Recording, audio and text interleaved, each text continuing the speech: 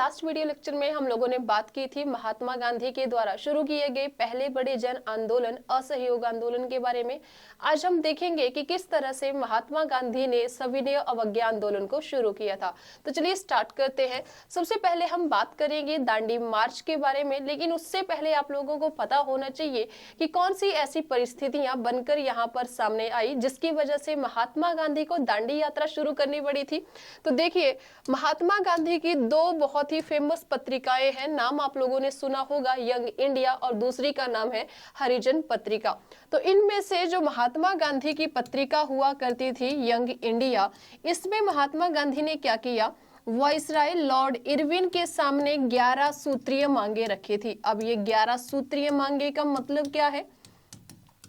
देखो, महात्मा गांधी ने viceroy Irwin के सामने 11 डिमांड्स रखी और उन डिमांड्स को पूरा करने के लिए टाइम दिया कि आपको इतने टाइम में ये सारी की सारी बातें माननी पड़ेगी, नहीं तो हम आंदोलन शुरू करेंगे। तो अब ये 11 डिमांड्स कौन सी थी? जैसे कि राजनीतिक कैदियों को रिहा कर दिया जाए। अब राजनीतिक कैदी कौन होते हैं?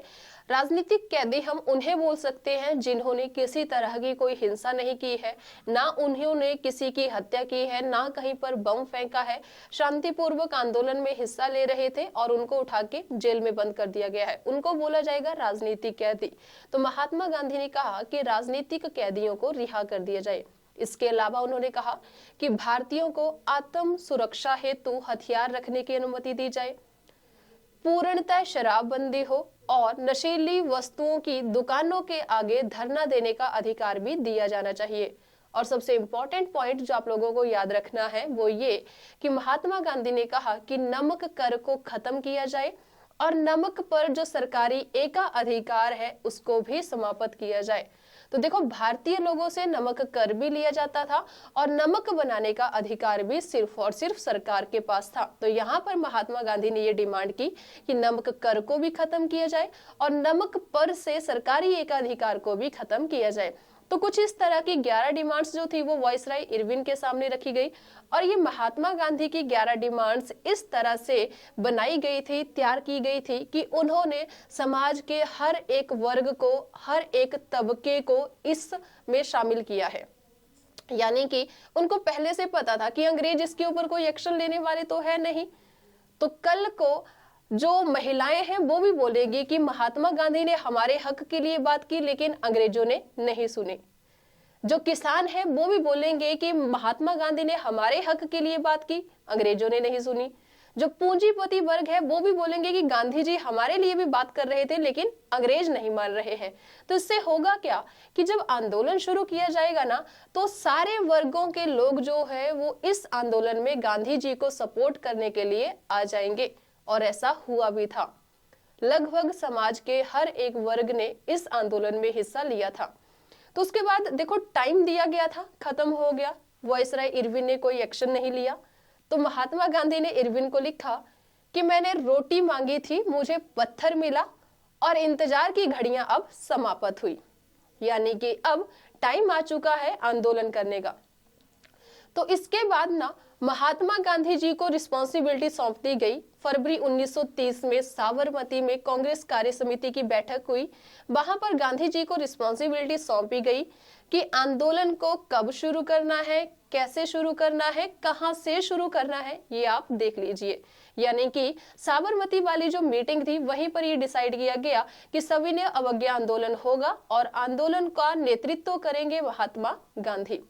तो यहाँ पर 11 डिमांड्स में से कौन सी थी जिसको महात्मा गांधी ने आधार बनाकर ये आंदोलन यहाँ पर शुरू किया था? तो इनमें से सबसे इंपॉर्टेंट थी नमक वाली डिमांड, क्योंकि नमक एक ऐसी चीज है जो हर घर में इस्तेमाल की जाती है, चाहे किसी अमीर का घर है चाहे किसी गरीब का घर है, हर घर में इस्तेमाल होता है।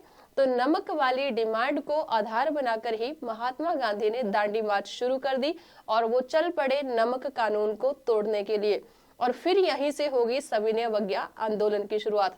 सविनय अवज्ञा, इसका मीनिंग ही क्या है? विनय पूर्वक आज्ञा ना मानना, कि अंग्रेज जो हमें बोलेंगे हम उस बात को नहीं मानेंगे। तो दांडी मार्च की शुरुआत कब हुई है, कहां से हुई है, क्वेश्चन इंपॉर्टेंट रहता है। तो शुरुआत हुई है 12 मार्च 1930 को। कहां से हुई है आपने ध्यान रखना है, साबरमती आश्रम से। फिर कितने फॉलोअर्स के साथ चले थे महात्मा गांधी? 78 फॉलोअर्स के साथ। ये क्वेश्चन आता है कि महात्मा गांधी ने दांडी यात्रा कितने अनुयायियों के साथ शुरू की है? तो 78 अनुयायियों के साथ शुरू की है। इसी दौरान ना महात्मा गांधी के साथ एक अमेरिकन पत्रकार भी थे, और अमेरिकन पत्रकार का नाम क्या रहेगा? Web Miller. दांडी यात्रा में महात्मा गांधी के साथ थे, और कहते हैं महात्मा गांधी के साबरमती आश्रम में ही ये ठहरे भी थे। तो जब महात्मा गांधी ने दांडी यात्रा की शुरुआत की, 78 फॉलोअर्स थे, लेकिन जैसे जैसे वो आगे बढ़ते गए भीड़ उनके साथ जुड़ती गई थी। यहाँ से एक बड़ा इंपॉर्टेंट क्वेश्चन आता है कि दांडी यात्रा के दांडी यात्रा के दौरान रघुपति राघव राजा राम ये गाना किसने गाया है? तो आप सभी जानते हैं कि महात्मा गांधी का ये फेवरेट गाना हुआ करता था, लेकिन दांडी यात्रा के दौरान किसने गाया है रघुपति राघव राजा राम? तो आंसर रहेगा हमारे पास दिगंबर विष्णु पलुशक्कर ने।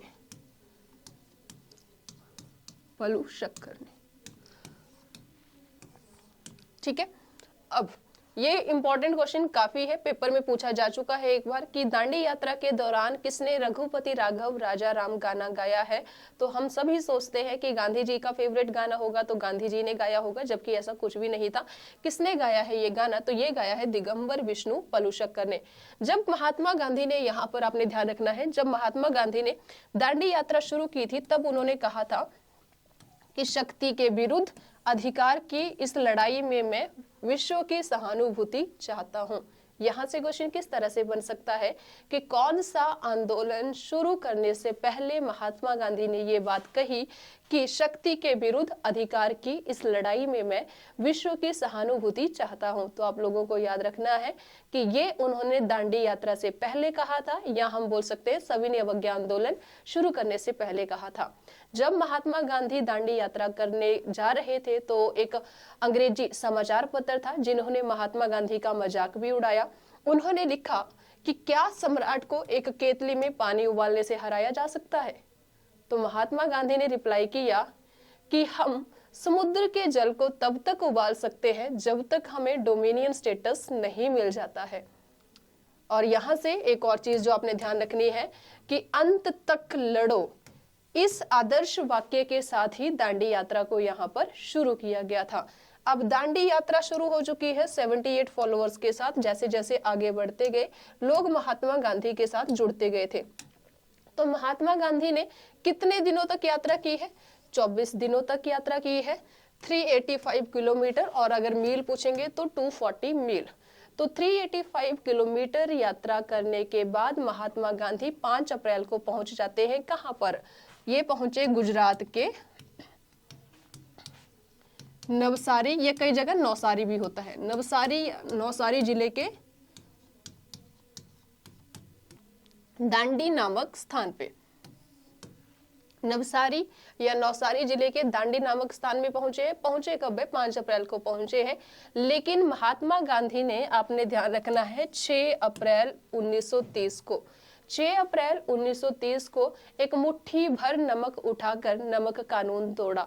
ऐसा नहीं है कि प्रॉपर यहाँ पर नमक बनाएगा, नहीं, एक सांकेतिक रूप से मुट्ठी भर नमक उठाकर नमक कानून तोड़ा, और यही से सविनय अवज्ञा आंदोलन की शुरुआत हुई है। तो एग्जैक्ट डेट पूछी जाए, सविनय अवज्ञा आंदोलन की शुरुआत कब हुई है? 6 अप्रैल 1930 को हुई है। और महात्मा गांधी की ये जो दांडी मार्च थी ना, इसकी तुलना जो थी वो सुभाष चंद्र बोस ने की है। तो पूछा जाता है किसके साथ कंपैरिजन किया गया है और किसके द्वारा किया गया है? तो आपने ध्यान रखना है, बोस ने गांधी की दांडी यात्रा की तुलना नेपोलियन की एल्वा से पेरिस अभियान से और साथ ही साथ मुसोलिनी के रोम मार्च से की है। इंपॉर्टेंट रहेगी ये चीज, तो ध्यान रखेंगे। नेपोलियन की एल्वा से पेरिस अभियान और साथ ही मुसोलिनी के रोम मार्च से दांडी मार्च की तुलना जो है वो सुभाष चंद्र बोस ने की है। और कहते हैं कि दांडी मार्च के दौरान महात्मा गांधी ने माही नदी को पार किया था। सविनय अवज्ञा आंदोलन के कार्यक्रम क्या थे, किस तरह से इस आंदोलन को आगे कंटिन्यू किया गया है, ये सारी चीजें डिस्कस करेंगे हम नेक्स्ट वीडियो में। आई होप आप लोगों को आज की वीडियो अच्छी लगी होगी, तो लाइक करें, शेयर करें और सब्सक्राइब करें हमारे यूट्यूब चैनल एपीसी एकेडमी को। धन्यवाद।